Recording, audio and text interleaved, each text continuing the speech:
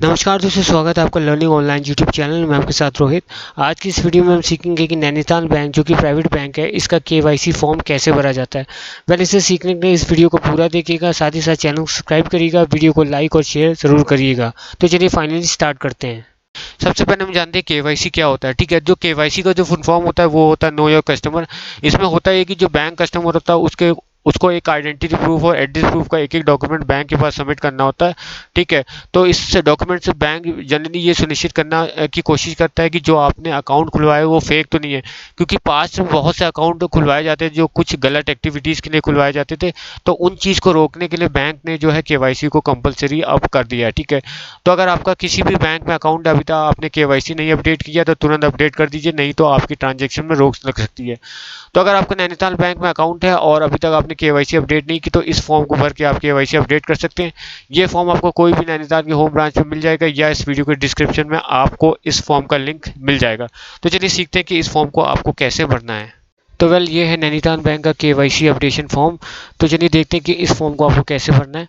तो सबसे पहले आप यहाँ पे देख सकते हैं पर्सनल। ठीक है, कस्टमर आईडी ये आपको ब्रांच से मिल जाएगी। ठीक है, तो ब्रांच से जो भी आपको कस्टमर आईडी आपको मिलेगी वो आपको यहाँ पे पुट कर देना है। उसके बाद आपको अपना अकाउंट नंबर लिख देना है, जो भी आपका अकाउंट नंबर है, चाहे सेविंग बैंक का या करंट अकाउंट का।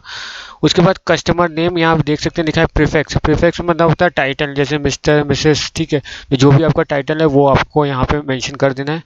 ठीक है, उसके बाद आप देख सकते हैं यहाँ पे लिखा है फुल नेम। ठीक है, तो यहाँ पे फर्स्ट नेम आपको लिखना है, अगर आपका मिडिल नेम है वो आप यहाँ पे लिखेंगे, और लास्ट में आपको यहाँ पे सर नेम लिख देना है इंग्लिश में। ठीक है, कैपिटल एड्रेस में। उसके बाद नेक्स्ट लाइन में आएंगे, यहाँ पे आप लिखा हुआ पैन नंबर। ठीक है, तो जो भी आपका पैन कार्ड का नंबर है वो आपको यहाँ पे मेंशन कर देना है। मेक श्योर आप पैन कार्ड के लिए अप्लाई कर लीजिए पहले, अगर आपके पास नहीं है। ठीक है, तो यहाँ पे एक ऑप्शन ये भी देता है फॉर्म 60 का। ठीक है, तो अगर आपके पास पैन कार्ड नहीं है और केवाईसी आप कंपलसरी तौर पे भर रहे हैं तो आप फॉर्म 60 भी लगा सकते हैं, अगर आपके पास मौजूदा में पैन कार्ड नहीं है या अगर आपने अप्लाई कर रखा है अभी तक आपके पास नहीं पहुंचा।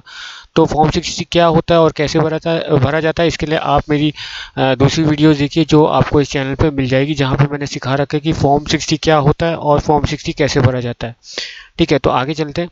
ठीक है, तो उसके बाद नेक्स्ट लाइन में लिखा है do you wish to update Aadhaar number in your bank account. ठीक है, तो जो भी आपका आधार कार्ड है, ठीक है, अगर आप चाहते हैं आपके बैंक रिकॉर्ड में ही अपडेट हो जाए तो यहाँ पे आपको यस पे टिक करना है और अपना आधार कार्ड का जो 12 डिजिट का नंबर होता है आपको यहाँ पे मेंशन कर देना है। ठीक है, अगर आप चाहते हैं कि आपका आधार जो कार्ड है वो आपके बैंक के साथ लिंक हो जाए, ठीक है, तो आपको यहाँ पे यस पे टिक करना है नेक्स्ट वाली लाइन पे, और अपना अकाउंट नंबर, ठीक है, यहाँ पे ध्यान रखना आपको अपना अकाउंट नंबर नेक्स्ट वाली लाइन पे यहाँ पे मेंशन कर देना है। ठीक है, ऊपर वाली लाइन पे फिर से रिपीट कर रहा हूँ, आपको आधार कार्ड का नंबर मेंशन करना है जो 12 डिजिट का होता है, और नीचे वाली लाइन पे आपको अपना अकाउंट नंबर मेंशन करना है, चाहे सेविंग का हो चाहे करंट का हो। ठीक है, आगे बढ़ते हैं। यहाँ पे पूछा गया ऑक्यूपेशन एंड इनकम। ठीक है, तो अपने बिजनेस के बारे में और इनकम के बारे में यहाँ पे आपको इन्फॉर्मेशन फिल करनी। तो सबसे पहले आता है ऑक्यूपेशन की क्या है आपका पेशा, जॉब करते हैं, सैलरीड है, सेल्फ एम्प्लॉयड है, रिटायर्ड है, ठीक है, स्टूडेंट है, हाउस वाइफ है। ठीक है, तो ये अच्छी खासी लिस्ट पड़ी है। ठीक है, आप इसमें से टिक लगा सकते हैं।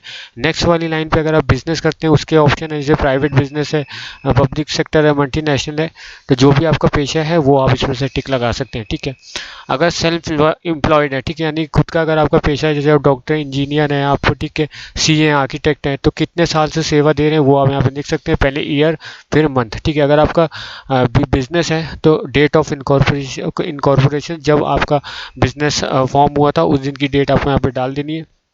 नेचर ऑफ बिजनेस में, ठीक है, किस टाइप का बिजनेस अगर आप बिजनेस करते हैं, किस टाइप का बिजनेस है, एग्रीकल्चर है, स्टॉक ब्रोकर है, रियल एस्टेट है, मैन्युफैक्चरिंग है। ठीक है, तो जो भी टाइप का बिजनेस है उसमें आप यहाँ पे टिक लगा सकते हैं। उसके बाद लिखा है टाइप ऑफ कंपनी, किस टाइप की कंपनी अगर बिजनेस करते हैं, तो पार्टनरशिप है, पब्लिक सेक्टर है, सोल प्रोप्राइटरशिप है, तो वो आप यहाँ पे टिक लगा दीजिएगा अगर आप बिजनेस करते हैं तो। अगर सेल्फ एम्प्लॉयड है, खुद का पेशा है, तो डॉक्टर, आईटी, लॉयर, सीए, ठीक है, या अगर इनमें से कुछ भी नहीं तो आप अदर्स पे टिक लगा के मेंशन कर सकते हैं कि किस टाइप का आपका पेशा है। सोर्स ऑफ फंड, यानी कि जो आपके पास पैसा आता है वो कहाँ से आता है, सैलरी से आता है, एग्रीकल्चर से आता है, बिजनेस से आता है, तो वो आप यहाँ पे मेंशन कर सकते हैं। इनमें अगर नहीं आता है तो आप अदर्स में टिक लगा के यहाँ पे मेंशन कर सकते हैं कि आपके पास इनकम कहाँ से आती है। ग्रॉस एनुअल इनकम यानी कि सालाना इनकम आपकी कितनी है, 50,000 से कम, 50 से 1 लाख के बीच से जो भी दायरे में आता है वो आप यहाँ पर टिक लगा सकते हैं। रेसिडेंट टाइप यानी कि जहाँ पे आप रहते हैं वो किस टाइप का घर है, खुद का है तो ओन्ड, रेंट पे रहते हैं तो रेंट पर टिक लगा सकते हैं, अगर फादर का है तो आप जो एंसिस्टेंट फैमिली में लगा सकते हैं, और नहीं तो आप कंपनी प्रोवाइडेड में लगा सकते हैं अगर आपको कंपनी से एड्रेस मिला है। फिर उसके बाद यहाँ पे आपको नीचे दो ऑप्शन दिखाई देंगे, ठीक है। तो अगर आप उसी एड्रेस पे रहते हैं जो एड्रेस आपने जिस समय अकाउंट खोला था, ठीक है, वो आपने उस समय बैंक में सबमिट किया था अकाउंट ओपनिंग फॉर्म में, तो आप जो इस वाले पहले वाले ऑप्शन पे यहाँ पे आपको टिक लगाना है। और अगर आपने एड्रेस चेंज कर दिया और अपना नया वाला एड्रेस अपडेट कराना चाहते हैं तो दूसरे वाले कॉलम पे आपको यहाँ पे टिक लगाना है। तो आप यहाँ पे डिसाइड कर लेना कि आप किस वाले ऑप्शन में आपको यहाँ पे टिक लगाना है, ठीक है। उसके बाद यहाँ पे आपसे पूछ रखा है डॉक्यूमेंट अटैच में कि कौन से एड्रेस पे बैंक आपसे जो है कांटेक्ट करे, ठीक है। तो यहाँ पे लोकल एड्रेस भरा जाता है, ठीक है, यहाँ पे परमानेंट एड्रेस भरा जाता है।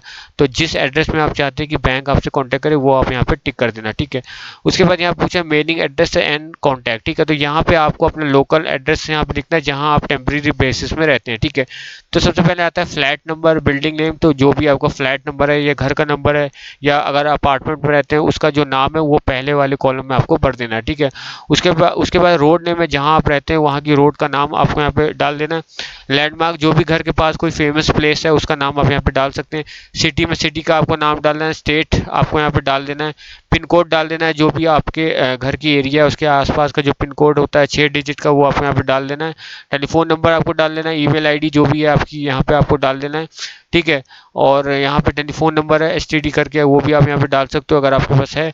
मोबाइल नंबर सबसे इंपॉर्टेंट है वो आपको यहाँ पे डाल देना है, ठीक है। तो ये जो कॉलम है ये टेम्परेरी एड्रेस वाला है, ठीक है, अगर जहाँ पे आप लोकल बेसिस पे रहते हैं, ठीक है, या अगर आप ऑफिस में रहते हैं तो वो आप यहाँ पे डाल सकते हैं, ठीक है।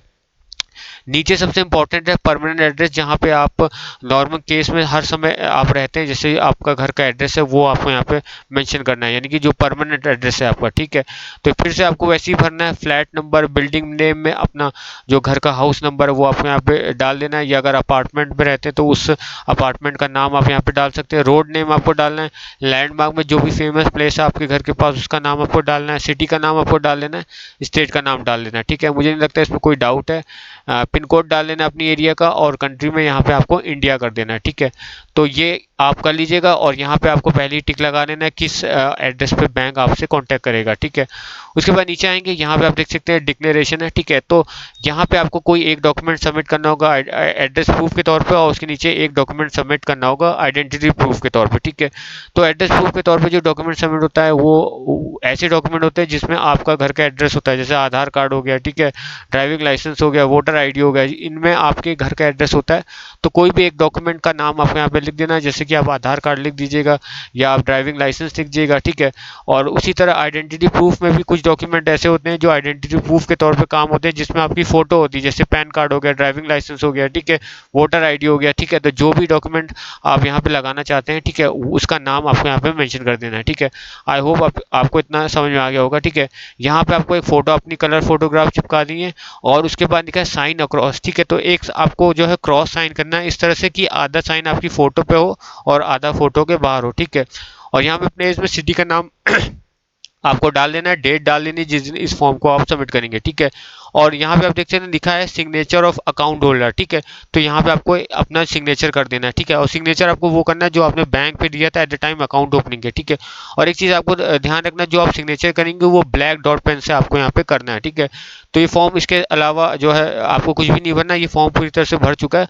बस इस फॉर्म में जो आपने यहाँ पे डॉक्यूमेंट अटैच किए हैं, ठीक है, उसकी एक एक फोटोकॉपी आपको लगा के अपनी होम ब्रांच में सबमिट कर देना है, और आपका केवाईसी हो जाएगा अपडेट।